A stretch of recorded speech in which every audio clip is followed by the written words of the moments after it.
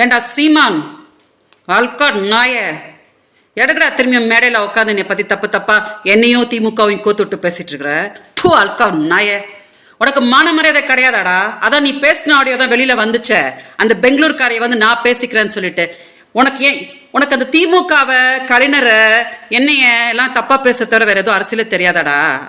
அந்த பொம்பளைய 15 வருஷமா தூ அல்கம் செருப்பு பிஞ்சிடும் சீமான். உனக்கு இதான் கட்டேசி உனக்கு நான் சொல்லிட்டு இருக்கிறேன். நான் ஏதோ செவனேன்னு பெங்களூர்ல சொல்றேன்ல உங்க ஆட்கள் வச்சு பேசாத நானும் அவ பத்தி பேசாதன்னு சொல்றலோட நாய. அப்போ நீயும் வாய மூடு.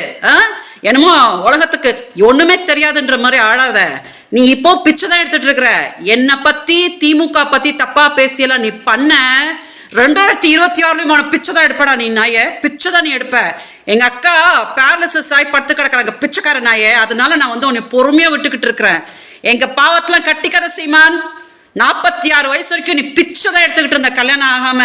நான் தான் வந்து உனக்கு ஒரு வாழ்க்கையை கொடுத்த மறந்துட்டு இன்னைக்கு வந்து நீ மேடையில இந்த பொம்பளையை கூட்டிட்டு வந்து சொர்வ பிஞ்சிடும்டா சொடப்ப கட்ட நாய. நிப்பாட்டிக்கோ, இதோட நிப்பாட்டிக்கோ. இதோ கடைசி விட நான் சொல்லிட்டு இருக்கிறேன்.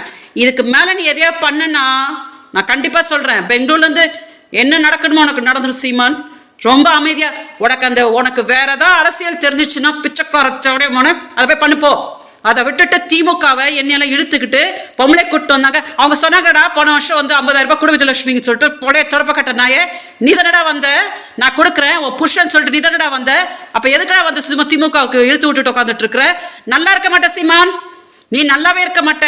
நான் சொல்லிட்டேன் பிச்சைலையும் நீ பரம பிச்சை எடுத்துருவ. நான் சொல்லிட்டேன். அதனால அடங்கிக்கோ. நீ யார்கிட்டயும் அடங்க மாட்ட.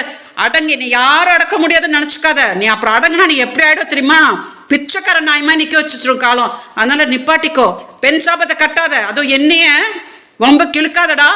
சொடப்ப கட்ட நாயே இழுக்காத. நீ வந்து நான் ரொம்ப கஷ்டத்துல இருக்கிறேன். இப்ப என்னோட வயிற்றுல கட்டினா நல்லாவே இருக்க மாட்டேன். அதனால இதான் கடைசி. இன்னொரு வாட்டி நீ வந்து இந்த பொம்பளை கிம்பளை சொர்வ பிஞ்சிடும்டா பிச்சைக்காரன் நாயே.